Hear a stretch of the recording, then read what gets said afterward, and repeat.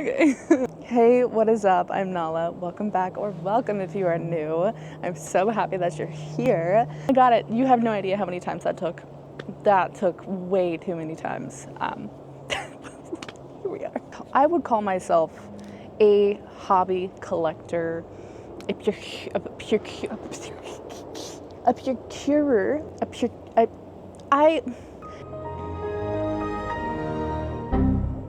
that I just love to collect hobbies, whether that is sewing, producing music, reading, writing, painting, crocheting, resin acrylic, making jewelry, gardening. All of those things are so vastly different, but there's one thing about all of those hobbies that give me a really good dopamine hit, and I think that I love the most about it is the actual research process of figuring out how things work, learning about the history about them. I will spend weeks upon weeks of researching, staying up late nights. It consumes my entire brain, all my focus. All I think about is researching that hobby. So whenever I saw people on TikTok talking about their personal curriculums, I thought, wait a minute, that sounds like something that I would really enjoy. Because it's always, I'm doing the research for these things and then I get into it about, I try it, I try my hand at it, and then I'm ready to move on to the next thing. I want to try something else now. And I think that the thing that I really love is just the actual research of it. So whenever I saw on TikTok that people were beginning to start this thing called Curriculum Club, where you pick out a curriculum, books, topics that you would like to study in your own time, I just knew that this is the next rabbit hole that I'm going down, because I can just learn about a whole bunch of different things. So we're going to be talking about the topics in the books that I am going to dive into within the month of September. Some of these, they might take a little bit longer than September, but this is like my main focus of this curriculum for September. And I say curriculum and then it sounds really scary. They're just books and they're just things that I want to research and learn about, because why not?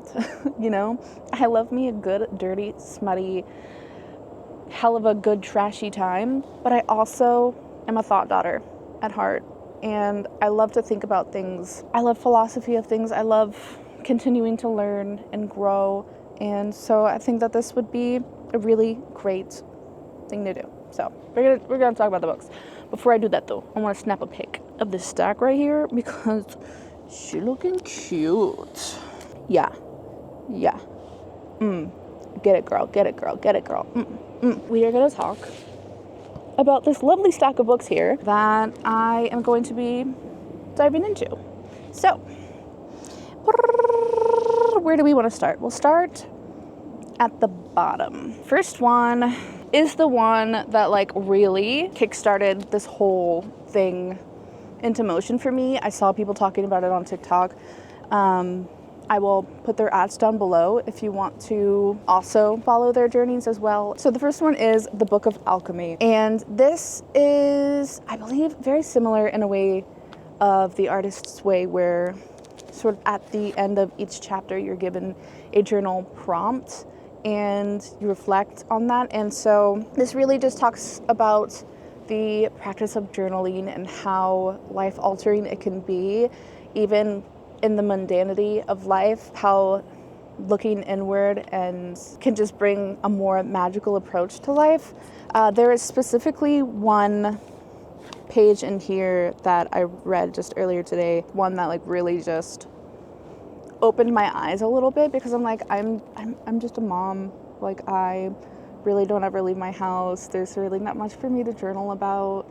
I just live a boring life. I mean, I love my life, but it's boring. Like, there's not a lot of, there's not like a lot going on. What do I have to journal about? But this really here just kind of like changed my mindset, because I know I'm a journal girly through and through, but I drop off because I just feel like nobody really cares what I have to say. Like, why do I want to put this in a journal? What is the point? And then there's the fear of people. It's like, anyways, let me continue. Really changed my outlook on that. Journaling as a process is utterly alchemizing, with practical applications in every area of one's life and work. The journal is like a chrysalis, the container of your goopiest, most unformed self. It's a rare space in this age of hyper-curated personas where you can share your most unedited thoughts, where you can sort through the raw material of your life, day by day, page by page, You uncover the answers that are already inside of you, and you begin to transform. And yet, at the same time that it offers its transcendence, there's nothing more humble than the journal. I'm really excited to get into this. I have The Artist's Way, which is one that I would also love to get into. I have it on the way here, but it just is not going to make it here for like another week or two. I don't know how long it's going to be.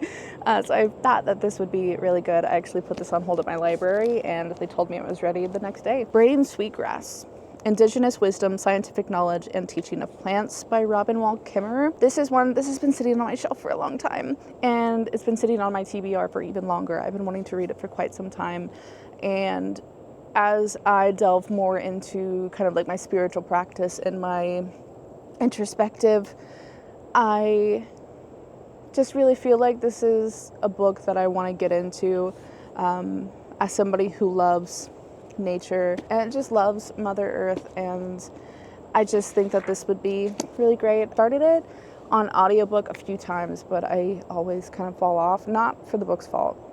That's on me. So very eager to get into this and have a physical copy and be able to go through that and annotate everything. Another one which I think is kind of similar is The Sweet Breathing of Plants, which is an anthology of women's writing and their studies and their connections with Mother Nature, which I think is another one that could be possibly good, which I might read next month. And then the next one, I have read about half of it, but I might go back and kind of do like a little refresh and then continue on with it. It is The Fantasy Fiction Formula by Deborah Chester. And if you don't know, I wrote a book. I'm about to publish it. I'm just at the very beginning of my author journey, and I always want to continue to develop the craft. So this, I think, is just going to really help with me in developing that flow and that formula and all of that. The Call of the Wild and Free is Reclaiming Wonder in Your Child's Education by Ainsley Armand. It is really hard to find homeschool books that are uplifting, that don't have anything to do with religion. It's crazy. It's so indoctrinated into our education system, and it's wild. But I think this would be a really good book to kind of kickstart off the school year, because we do start homeschool this week, actually. I think this will give me that kick of motivation, that kick of positivity that I think I'll really need. It can be really defeating sometimes, so I think that this just is going to be really good for keeping that positive mindset. Hey. For a more English literature approach, I am going to be reading Mary Oliver's Devotions, which is a selection of poems by Mary Oliver. It's been on my list for a while. I saw one of my friends on TikTok reading it, and I'm like, oh, hey, yeah, like that's a book that I've been wanting to read. Let me see if my library has it. And they have it now. So I am really eager to get into this. Last time I read poetry was like Milk and Honey, Sun and Her Flowers type poetry, which is good. I love those. Those are great. But there's just something about really diving into classic kind of poetry that's not like that kind of Tumblr-esque popularized type. I am also gonna jump back into Japanese. Had been learning it for a while, and I fell off and learned it again and fell off. And so I'm going back into my journey of learning it again. I don't have any books here with me physically. In order to look at it, I do have some text work on my computer, so I'll just typically sit in front of my computer and do that. I also read books from free websites on there, and I just have this little notebook from Walmart, and it's a graph notebook. And this is what I love about this notebook so much, is that it is a graph notebook. So while I'm writing the hiragana letters, it helps me keep everything really nicely in the lines. So each character goes within the square, and it just keeps things aligned really well. And then as for my fun reads this month, this is not so much curriculum, but it's just books that are kind of more at the top of my priority list, is Dating and Dismemberment, which is a Dungeons and Dragons Monsters rom-com. I gotta keep it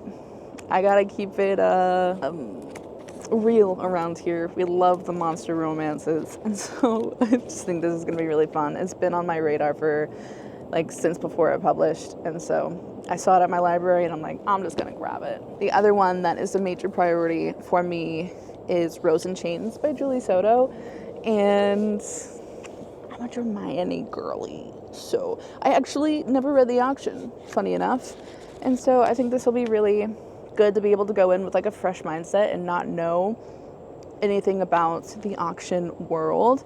I was trying to explain to my husband Hermione and how fan fiction works in that universe, and I don't think he's a little, he can be judgmental. He can be judgmental. That he just kind of looks at me like, okay, he doesn't get it. The girlies who get it. Those who don't, and that's okay. So this is going to be a fun one. But yeah, even though he doesn't understand, he still fuels my desire. So. And then just for like keeping track of everything, this is this little stack that I've got going here. So I do have my little traveler's notebook. This is my miniature one.